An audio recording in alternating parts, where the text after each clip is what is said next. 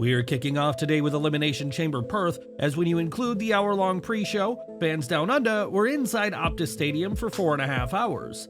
Within this time frame, only 1 hour, 50 minutes, and 13 seconds were dedicated to in-ring action, marking approximately 40.8% of the entire event duration of the show. The remaining runtime was allocated to video packages, Peacock advertisements, and endorsements for the Australian Tourism Board. The most notable lull in the action occurred between the end of the undisputed WWE Tag Team title match and the start of the Men's Elimination Chamber, spanning a duration of 55 minutes. The Grayson Waller Effect segment, which included Waller, Austin Theory, Cody Rhodes, and Seth Rollins, contributed to this interval by lasting 22 minutes. It is evident that WWE truly cares more about the presentation and things outside the squared circle than the in-ring action, at least when it came to the Elimination Chamber. Regardless, it remains to be seen whether WrestleMania will end up being the same, and are you shocked by the low amount of in-ring time in Perth? Let us know in the comments. In the weeks leading up to WWE's Elimination Chamber Perth event, it was noted that the Australian government were hoping to get The Rock for the show, possibly in a match. The Rock neither wrestled nor appeared in person, with his only presence being in an Instagram video that was shown during the kickoff pre-show.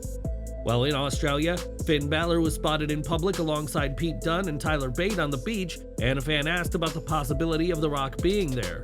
Balor made it clear that The Rock wasn't going to appear, even calling the Brahma Bull a lazy motherfucker, and also made clear that Roman Reigns wouldn't appear on the show either.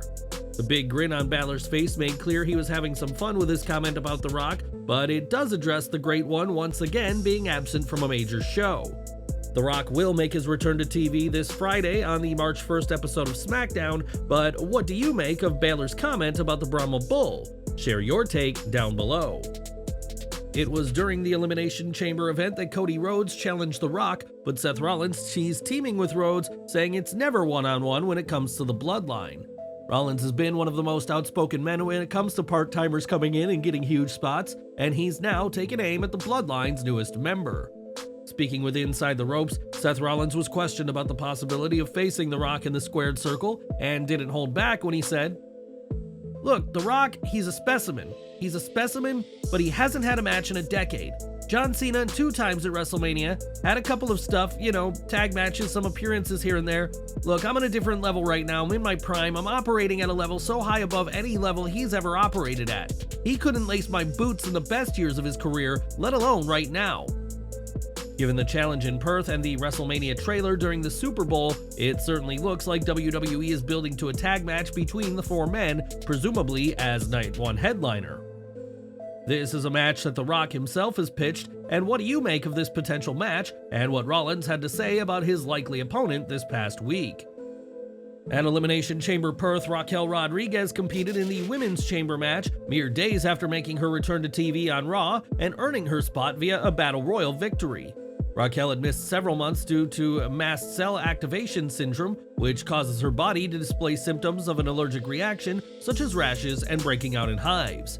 Despite this, Raquel competed in the match, and on Wrestling Observer Radio, Dave Meltzer said that Rodriguez's MCAS flared up in the days shortly before the show. The condition was so bad that Rodriguez was unable to attend the Elimination Chamber match rehearsal where they practiced spots, but still competed in the match itself. Brian Alvarez added that Rodriguez's MCAS flared up during the flight to Australia and made references to a post by Raquel saying her face matched her satin pink pillow. Because of MCAS, Raquel was makeup free for the match, and Alvarez made clear that there was a time when her participation in the match was hit or miss. Raquel worked immensely hard in Perth despite her condition, and while she may not have won in the chamber, she won a ton of respect from the fans and fellow wrestlers down under. Raquel Rodriguez had a difficult trip from the United States to Australia, and while she had it worse, there were others who had a less than stellar journey. Fightful Select reports that some WWE superstars had to stop in California and Hawaii before they made it to Australia, greatly increasing their travel time. As for the trip back home, there were some talents that ended up taking 4 or 5 legs of a flight to get to their respective destinations, in another example of difficult travel. Even after these travel woes, the superstars will have little time to rest as Raw is tonight, and we can only hope that the WWE stars eventually have a chance to sit down and unwind from this trip. Now today marks just 1 month since Vince McMahon resigned from WWE for the second time, and unlike his 2022 exit, he doesn't have the sway backstage to force himself back on the board. The allegations against McMahon made by Janelle Grant has dominated the headlines, with former and current WWE stars weighing in, and now Kevin Owens has shared his 2 cents on the matter. While speaking to Alex McCarthy of Daily Mail, Kevin Owens talked about the allegations against the billionaire, which he finds shameful and should never happen again. He said, "Everything that's come out is just awful, just terrible. There's really no words to describe how sad this makes me feel. If the people who spoke out went through what they went through, that's terrible. It's shameful and it can't ever happen again. That's what it comes down to." Becky Lynch was also asked about the McMahon allegations, which she finds horrible, but added that they don't reflect her own experiences as a woman in WWE. She said, "I've been fortunate in my career that I've always felt supported by the company. These allegations are horrible. It's hard to reconcile as a talent and as a woman, but my experience in WWE has only ever been amazing. Yes, in the beginning there were some restrictions put on things. We couldn't punch, we had to hair pull, there were weird things there. Being able to push us forward, push women forward, I'm very grateful for that, and the opportunity to even have my family. This company, some of these things are hard to reconcile." Lynch's husband, Seth Rollins, was previously asked about the matter and said that if the allegations are true, he hopes everyone involved gets what they deserve. WWE female talent have been contacted by multiple news outlets about the matter, and there's a bubbling consensus that Janelle Grant may not be the last woman to file litigation against McMahon. McMahon may be gone from WWE, but this lawsuit is continuing forward, and we'll continue to follow this situation closely for further updates. During a recent episode of Raw, Andrade El Idolo signed with the Red Brand, much to the delight of Adam Pearce and to the chagrin of SmackDown general manager Nick Aldis. On the February 12th Raw, WWE hyped Andrade's signing with a video package, but why exactly did the former AEW star choose Raw over its Friday night counterpart? While speaking on La Previa de WWE, Andrade El Idolo shared insights into his choice to join Raw, saying that there is a scarcity of Latino superstars on the Red Brand. SmackDown, on the other hand, has the likes of Angel Garza, Humberto Carrillo, and Rey Mysterio, great superstars in Andrade's words, but talent he's already got a history with. On Raw, Andrade has the chance to work with some new superstar he's never worked with, and said that the decision to represent Latinos on Raw was the most important factor in his decision. WWE has plans for Andrade to be a face now he's back, but it's unclear who his first feud will be, and we'll have to see if winning a championship is in his future after that goal eluded him in AEW. With WrestleMania 40 almost a month away, fans are still anticipating the comeback of John Cena for a role on the show, but this week, John teased big things to come with a non-WWE project. On Instagram, Cena shared a note on a mirror that simply reads, "More Peacemaker," referring to the character he played in 2021's The Suicide Squad and the subsequent Peacemaker HBO series. Not only this, but the creator of the Peacemaker series, James Gunn, also reposted this post on his official Instagram account, essentially confirming that more Peacemaker episodes are coming. A few weeks back, Gunn revealed that Season 2 was already over halfway written, and it looks like a third season is also in the works from DC Comics Studios. As for WWE, Cena hasn't been confirmed for WrestleMania yet, but is trying to make it in for the show, so don't be surprised to see him in Philly, even if it's in a non-wrestling role.